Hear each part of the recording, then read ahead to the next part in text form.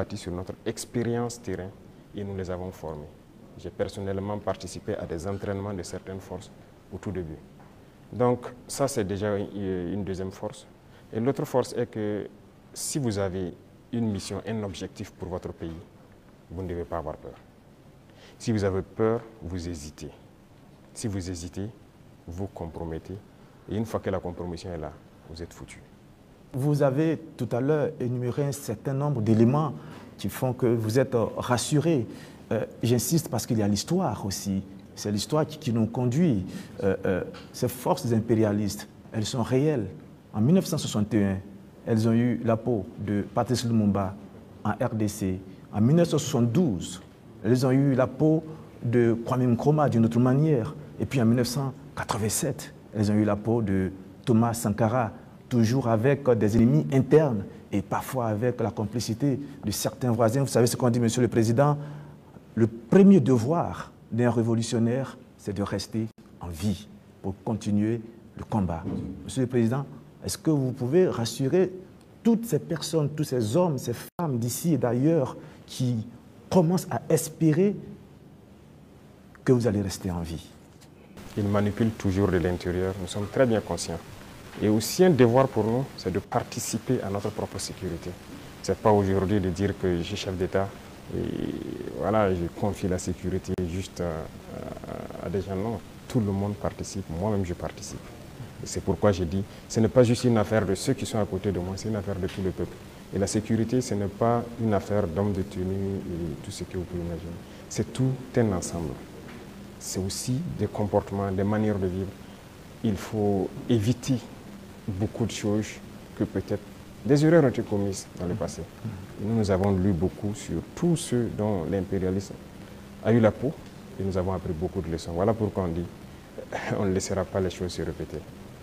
On anticipera, quitte à ce que les gens interprètent comme ils veulent, on va anticiper.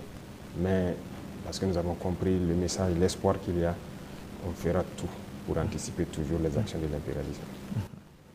Monsieur le Président, du regard de la journaliste que je suis, je me dis qu'il y a un encerclement des pays de l'AES. Quand je regarde un peu en Côte d'Ivoire, il y a un camp militaire à Odiéné, près du Mali et du Burkina. Le Sénégal installe des unités à la frontière avec le Mali, sans oublier également le Bénin qui fait frontière avec le Burkina Faso et le Niger. Est-ce que, Monsieur le Président, vous partagez ce point de vue? Est-ce que vous voyez les choses de cette manière? Je pense que quand vous décidez de faire la révolution, il faut vous apprêter à cette adversité. C'est une logique qu'ils nous encerclent. C'est logique qu'ils essaient de nous faire tomber. C'est logique. C'est comme je dis, c'est une bataille. Ils se battent pour leurs intérêts.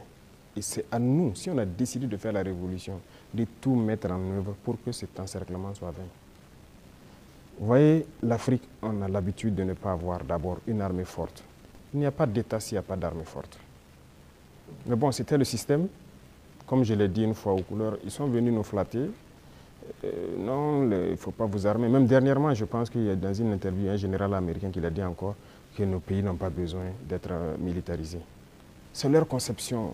Nous sommes comme des enfants, c'est eux qui doivent venir s'asseoir, faire la sécurité pour nous. Et beaucoup de pays sont dans cette situation. Ils ne construisent pas d'armée. Et quand la situation arrive, c'est le chaos.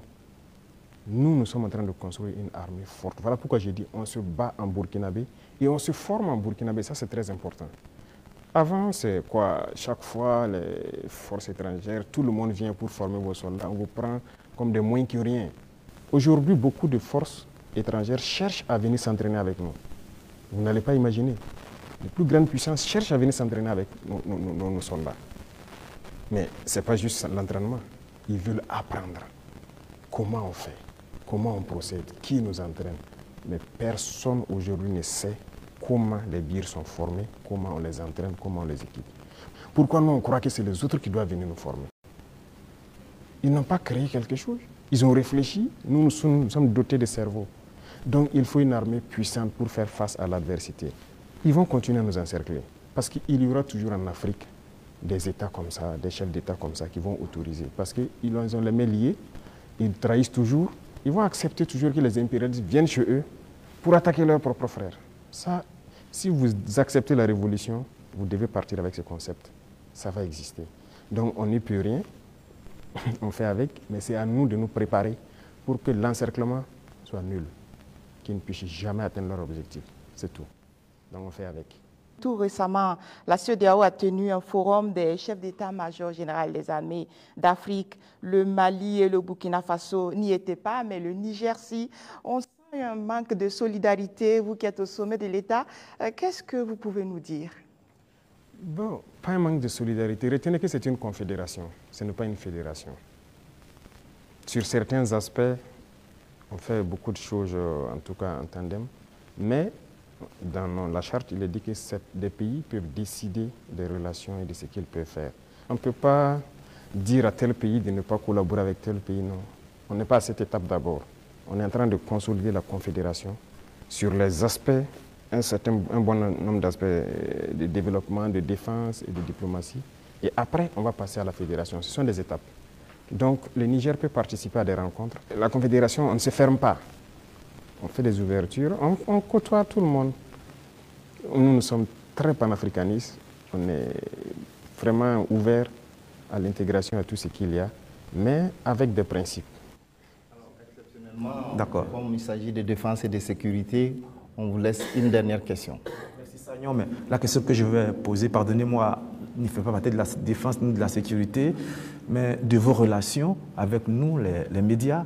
Monsieur le Président, est-ce que vous avez un problème particulier avec les médias, donc avec nous, les journalistes? Je dis cela parce qu'on a l'impression qu'il y a eu un malentendu. Je parle des médias nationaux, pas des médias internationaux, dont certains sont tombés dans la poubelle depuis un certain moment. C'est un fait.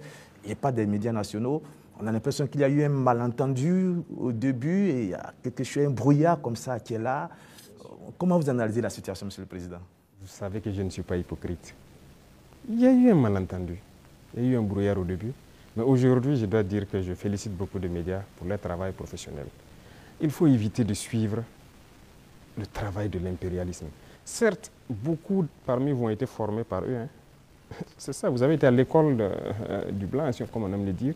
C'est eux qui vous ont formé au journalisme. Donc moi, je ne vous en veux pas souvent quand les gens essaient de se comporter comme eux. Mais je parle pour que les gens prennent conscience qu'il s'agit de notre patrie. Regardez ce matin, par exemple, lisez les titres des journaux en France. Ils vous diront peut-être qu'il y a une mobilisation pour mettre la pression sur le Premier ministre. Il y a ici. Ils ne vous diront pas qu'il y a eu une marche contre le pouvoir ou quelque chose. Mais si c'était au Burkina, vous direz qu'il y a une marche contre le pouvoir. Vous comprenez? Les Français nous appelaient, ils continuent de nous appeler putschistes, juntes et quoi. C'est du français. Mais des journalistes nous appelaient aussi putschistes, juntes ici. Pourquoi suivre les yeux fermés? C'est de l'esclavage toujours. Moi, je veux qu'on quitte cela. Chaque État doit se battre pour ses intérêts. Les journalistes se battent pour leurs intérêts. Pourquoi nous, on ne doit pas se battre pour nos intérêts en Afrique? Donc c'est ça, ce n'est pas uniquement les journalistes. Mais j'en veux à certains intellectuels qui sont sur des plateaux de télé en Afrique aussi. Quand ils prennent la parole, vous posez des questions, mais est-ce qu'il est africain? Ou bien, génétiquement, il n'est pas là, quoi. Il n'est pas avec nous. C'est une réalité. Un retard. Oui, il faut se décoloniser les mentalités, les manières de faire. Chacun doit se battre pour sa patrie. Vous pouvez avoir une information qui est peut-être vraie et juste, mais vous décidez de ne pas sortir l'information. Parce que ça peut porter préjudice à la défense nationale, à la sécurité, à la cohésion, et ainsi de suite. Ça, c'est une décision souveraine, parce que vous voulez préserver votre pays. Mais on ne dit pas seulement dès qu'il y a une information, il faut la sortir. Non, ce n'est pas comme ça. Et très souvent, les journalistes, comme on aime le dire, le train qui vient à l'heure, ça ne les intéresse pas. C'est le train qui est en retard. Vous le savez, Monsieur le Président, donc vous nous comprenez de temps en temps. Ah oui, mais il faut éviter ça. Moi, je veux maintenant que vous vous intéressez au train qui vient à l'heure. D'accord. Je voudrais vous laisser avec une phrase qui est la devise d'un grand club européen. C'est celle-là: notre maillot peut être tacheté de sang, de boue et de sueur, mais jamais de honte. C'est tout ce que je vous souhaite, Monsieur le Président. Merci beaucoup. Merci grandement. Nous abordons donc le volet politique et société de cet entretien et nous recevons pour cela Mathieu Somda de Radio Burkina et Colette Kombari de la télévision Impact TV.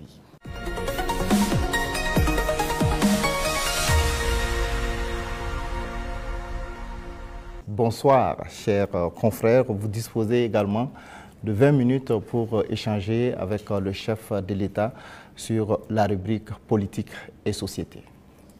Excellence, Monsieur le Président, 30 septembre 2022, 30 septembre 2025, bientôt 3 ans de gestion du pouvoir d'État.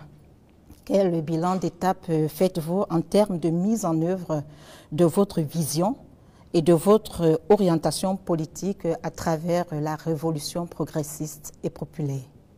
Il faut dire que nous avons pris le pays sur le volet sécuritaire avec une situation, mais aussi sur le volet économique, politique avec une autre situation. Retenez qu'il y avait beaucoup de réformes à faire. Tellement de réformes qu'on ne pouvait pas les énumérer en un coup. Et donc, nous avions une idéologie que nous avons commencé à mettre en œuvre, la révolution, jusqu'en avril dernier où on l'a proclamée officiellement. Et qui dit révolution, il s'agit de révolutionner tous les domaines de notre vie. Parce qu'on ne peut pas continuer à faire la même chose qui se passait et espérer avoir un autre résultat. Si nous étions dans la continuité, je pense que c'est mieux qu'on laissait les politiciens continuer leurs choses, mais nous avons voulu rompre. Et la rupture nécessite beaucoup d'engagement. Dieu merci, le peuple a compris, les gens ont compris qu'il fallait rompre. Que ce soit en termes de comportement, de pratique, que ce soit en termes de gouvernance, que ce soit en termes d'économie, de commerce et tout ce qui va avec. Et tous les jours, je peux vous dire qu'on continue de découvrir. Parce que le système qui était en place, moi j'aime caricaturer pour dire que c'est comme un gros nœud que nous avons trouvé. Quand vous défaites un autre apparaît. Quand vous défaites un autre apparaît. Donc il y avait beaucoup de maux dans notre société que nous sommes actuellement en train de résoudre. Et Dieu merci, je peux dire que plusieurs choses ont été lancées. Et le bilan, pour moi en tout cas, c'est satisfaisant, même si je pense qu'on peut faire encore plus d'efforts. Voilà. Et si vous souhaitez, domaine par domaine, vous pourrez me poser des questions, parce qu'il y a beaucoup de choses qui ont été entamées. Excellence, la révolution populaire progressiste, il y a eu des explications certes, mais les Burkinabés veulent davantage comprendre quel est le contenu de cette révolution. Le contenu exact, comme je l'ai dit une fois, je ne le dirai pas. Si vous permettez à tout le monde de connaître les détails de ce que vous voulez faire, on peut anticiper sur votre action. Mais nous avons dépeint voilà, les gros points pour que les gens puissent comprendre où nous allons. Alors, si vous remarquez, dans le modèle même de gouvernance, la lutte contre la corruption et la bonne gouvernance, il y a d'abord l'exemple que les gouvernants doivent donner. Et comme je dis, vous ne pouvez pas être là, une catégorie de Burkinabés, parce qu'on vous a confié des postes. Vous, c'est le choix entre les bons whisky et les bons champagnes. Pendant que des femmes meurent en allant chercher l'eau à la rivière, elles se noient ou quelque chose, ce n'est pas possible. Donc il y a cette idéologie-là qu'il faut avoir pour pouvoir avoir une société de justice. Tout le monde doit pouvoir avoir accès, par exemple, à l'eau potable. Vous ne pouvez pas, vous, manger comme vous voulez, faire le choix des repas et jeter ce que vous voulez à la poubelle, pendant que d'autres ne peuvent pas avoir un seul repas. C'est ce qui nous a amené à lancer des initiatives dans l'agriculture, par exemple. Parce que notre population est en majorité agricole. Mais pendant longtemps, on se rend compte qu'ils sont délaissés. Ce n'est pas nos terres qui sont pauvres, ce n'est pas qu'ils n'ont pas la capacité de travailler. Mais il fallait les donner aussi ce souffle-là, ce qui nous a amené à créer des initiatives. Aujourd'hui, je pense que le plus important pour moi, lorsque vous rentrez dans les campagnes et que vous posez des questions aux cultivateurs, ils peuvent vous dire que franchement, voilà, ils se sentent bien maintenant. Ils cultivent, il a de quoi se nourrir, et le surplus, il le revend généralement à la Sonagès qui paye, qui fait un stock de sécurité. Et lorsque dans certaines zones ou dans certaines périodes, il y a des soucis, ils le ressortent, ils le vendent à prix bien subventionné, accessible de tous. Donc ça, c'est très important. L'idéologie de révolutionner beaucoup de domaines, quand on prend le domaine même des finances publiques, alors on est en train de digitaliser beaucoup de paramètres, avec beaucoup de difficultés, parce que les gens n'aiment pas ça. Bientôt, par exemple, on va lancer la facture électronique. Déjà, quand on a émis l'idée, mais beaucoup de grands opérateurs sont opposés à cela. Pourquoi ils ne veulent pas la transparence? Parce qu'on a habitué les gens à la tricherie, à voler. C'est comme une norme. C'est ce qui était installé, donc il faut changer tout ça. sur le plan des infrastructures et beaucoup de choses. Le domaine des marchés publics et tout ce qui va, c'était d'ailleurs le domaine le plus corrompu. Voilà, vous êtes un entrepreneur, vous venez nous voir, on vous donne le marché, vous surfacturez, et après on se donne quelque chose à l'arrière. C'est ça la règle d'or.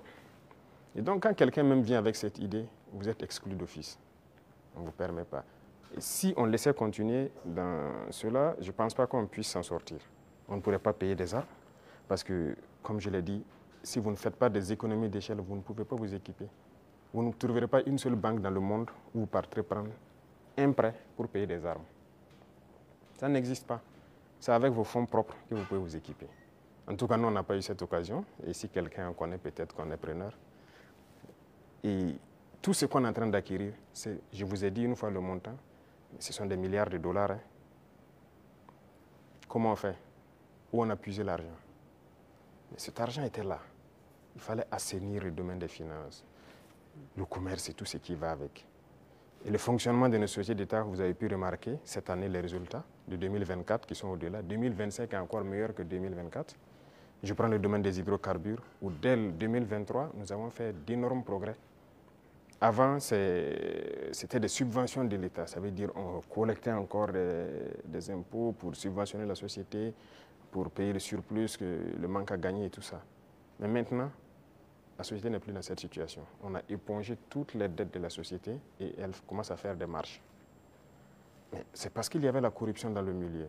Donc il y a tellement de situations, je ne peux pas tout citer.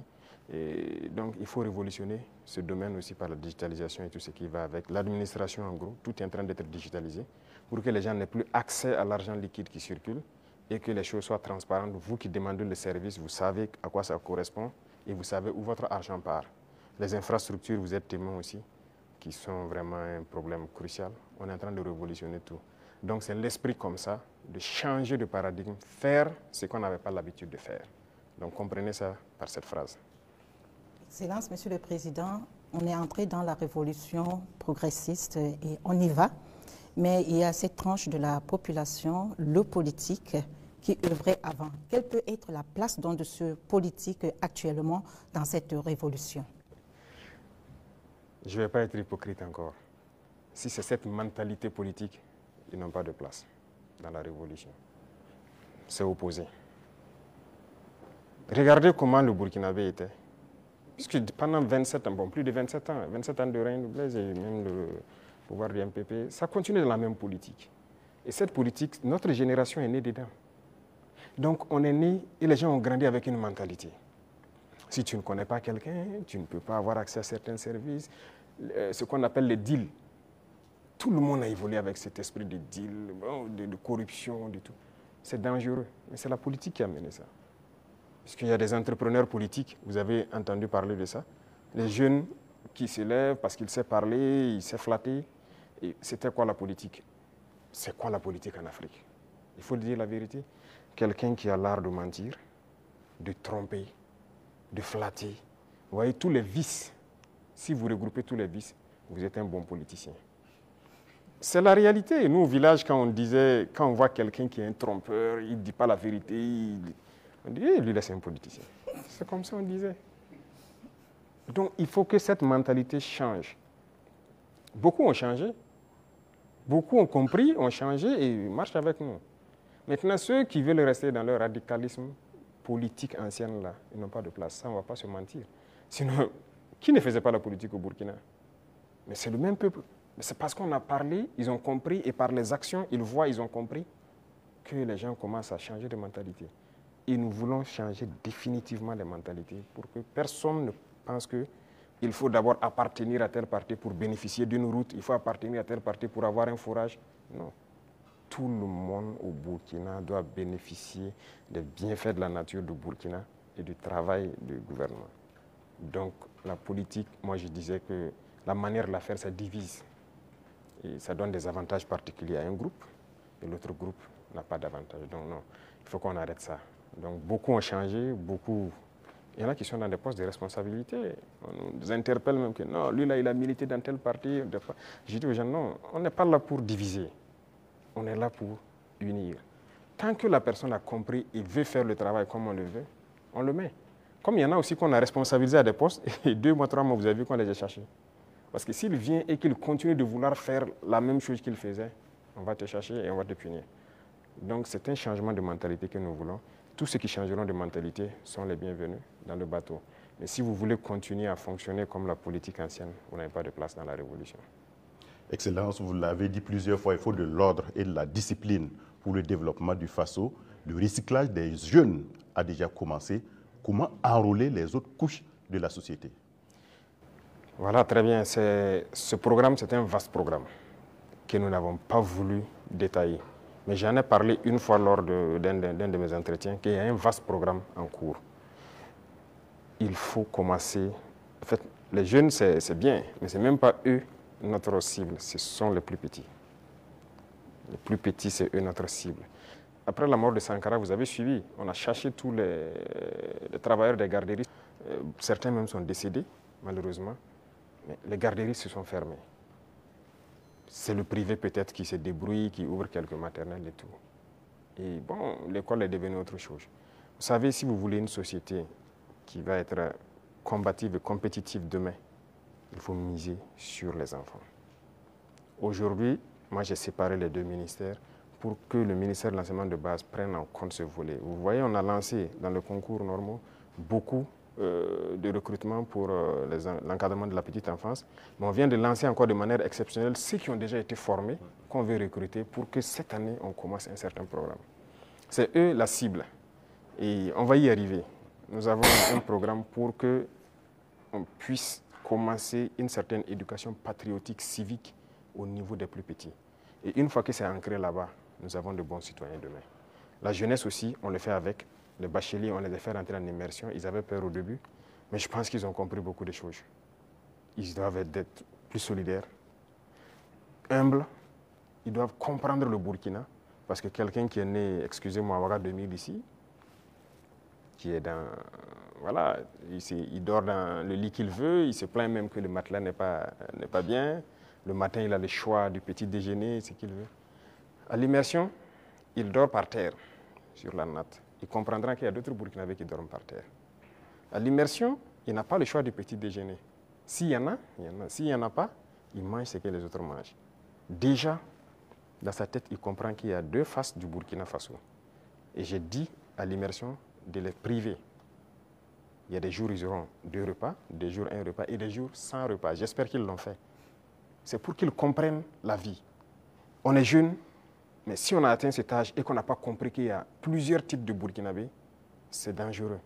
Il faut que les jeunes comprennent qu'il y en a qui n'arrivent même pas à s'offrir un repas. Et quand lui va dormir avec la faim, toute une journée il n'a pas mangé, vous croyez que si demain on le confie une responsabilité, il va toujours avoir ça en tête. Ah, si moi je dilapide l'argent et qu'il y en a qui n'ont pas à manger, c'est la conscience qui va le gronder. Donc ce sont des épreuves qu'on les fait faire. C'était 45 jours que j'avais programmé, mais à cause des inscriptions, j'ai dit de faire 30 jours. Mais les prochaines échéances, j'espère qu'on ira à 45 jours. Donc les futurs bacheliers et brevetés doivent se préparer à affronter ça. Et le programme va continuer à s'enrichir, c'était la première expérience. Mais nous espérons pouvoir changer, même les jeunes, leur mentalité. Excellence, en Conseil des ministres, la décision de réformer la loi agraire et foncière, le statut des chefs coutumiers et traditionnels avait été adopté. Quelles sont les motivations? La réforme agraire était nécessaire. Vous savez combien de conflits sont nés dans cette question de terre? Il y a des villages qui se sont machetés, des familles se sont divisées à cause de la question des terres. Il faut que l'État prenne ses responsabilités. Mais si vous hésitez, parce que vous avez peur de déclarer ça, que des gens vont se sentir frustrés ou pas, c'est pourquoi la révolution est la bienvenue. Il faut décider à un moment donné d'arrêter tout ça. Il y avait combien de promoteurs immobiliers au Burkina en 2010? Je ne pense pas, ça ne vaut pas une vingtaine. Subitement, en 2015, on en a plus de 200. Ils ont payé les terres partout, ils partitionnent, ils vendent, ils revendent, ils ont pillé les terres et c'est dangereux. Actuellement, nous avons une application SICAD qu'on vient de lancer, on est en train de réenregistrer, mais ce qui se passe est terrible. Même les parcelles dans les villes, les gens vendent et revendent à plusieurs personnes parce que ce n'était pas digitalisé. C'est un gros registre, Vous pensez que quelqu'un peut fouiller des registres, voici le numéro de la parcelle appartient à telle personne, donc toi tu es allé acheter, c'est pas... Donc il y a beaucoup de doublons et ça crée des conflits. Et pendant que ces politiciens-là faisaient ça, ils sont là dans des conférences, des trucs, que cohésion sociale. Vous ne pouvez pas faire de cohésion sociale en divisant les gens sur la terre. Voilà pourquoi on a décidé de prendre nos responsabilités, d'arrêter ce massacre-là. Et voilà, la terre appartient à l'État. Et désormais, on fera tout pour équilibrer au maximum voilà, la situation et que les gens ne se sentent pas lésés. Pour la chefferie coutumière, c'est pareil. Cette loi est là il y a longtemps. Hein. Il y a très longtemps, selon ce qu'on m'a dit, mais personne ne veut. Mais nous avons décidé de mettre la main à la pâte, regarder, parce que la chefferie coutumière, pour moi, ils doivent être respectés, ils doivent être écoutés, ils doivent être ceux-là qui travaillent pour la cohésion sociale. Quand ils parlent, quand il y a un conflit, il y a une situation conflictuelle, ils doivent parler, pouvoir rassembler et que leur voix doit porter. Donc il y a un certain nombre de privilèges, si je peux dire, qu'on a mis autour, des symboles de la nation qu'on a mis autour pour que les gens les respectent. Qu'on le veuille ou pas, on les respecte et qu'eux-mêmes, ils imposent le respect. Parce que dernièrement, les politiciens les avaient détournés. Beaucoup, aujourd'hui, voilà, regrettaient avoir marché aux côtés des politiciens. Il y a des villages où les gens sont divisés, les gens ne respectent plus les chefs. Mais avec cette loi, en tout cas qu'on a amenée à la LT, nous avons essayé d'élaguer beaucoup de choses pour que leur respect dans la société puisse être réinstauré. Et ça, c'est très important. Excellence, la lutte contre le terrorisme affecte notre tissu social avec des soupçons d'exaction communautaire. Le vivre ensemble est menacé par endroits. Comment amener les Burkinabés à renouer avec les valeurs cardinales telles que la solidarité, le civisme et la cohésion sociale? Je pense que ces valeurs sont en train de revenir toutes seules. Au contraire, la guerre a forgé aussi à ce que les gens comprennent beaucoup de choses et les gens commencent plus à s'unir. Vous savez, les inégalités sociales créent plus de problèmes de cohésion sociale que le terrorisme. Il y avait trop d'inégalités sociales. Je disais à certains, je dis, écoutez, vous avez mangé à votre faim, vous allez vous asseoir comment avec elle qui n'a rien mangé pour parler de cohésion sociale? Ce n'est pas possible. C'est la même situation que je vous ai pris tout de suite. Il faut essayer au maximum de mettre les gens à un certain niveau. Tant qu'il y a la richesse, que ce soit bien réparti. Ça, c'est le premier pas. Les cas d'exaction et tout ce qu'il y a, il faut faire attention. Il y a beaucoup de gens qui ont donné des allégations. C'est dernièrement, quand on a vu le cas à Solenzo, ils ont sorti des images, parlé. On n'a rien dit, on s'est calmé. Quand ils ont fini de chanter, on a montré les civils qu'ils disaient que les forces ont tués ont été transportés jusqu'à Ouagadougou ici, mis en sécurité. Ah, si on les a tués, pourquoi ils sont à Ouagadougou? Comment ils se retrouvent à Ouagadougou? Souvent, c'est fait à dessein. Ils inventent tout ce qu'ils veulent inventer avec leurs ONG, leurs médias et tout. Mais on laisse, quand ils finissent, on montre la vérité. Voilà. Les terroristes ont pris des civils comme boucliers humains, certes, mais les forces ont pu faire la distinction. Et après le combat, ils ont rassemblé les civils à Solenzo. On a dépêché les moyens nécessaires pour les transporter, venir. Et ils ont été présentés devant tout le monde. Ce sont des centaines de civils. Ils ont témoigné. Donc, il faut qu'on fasse attention aux récits de certaines personnes qui veulent juste développer des thèses. Et leur objectif, c'est de nous diviser. Mais nous, on ne doit pas tomber dans ce piège-là. Voilà. Excellence, on a constaté cette année une reprise du dialogue social entre le gouvernement et les syndicats après plusieurs années d'interruption. Quel message donc renvoie votre gouvernement avec ses partenaires sociaux quand on sait que la situation était tendue entre le gouvernement et les syndicats?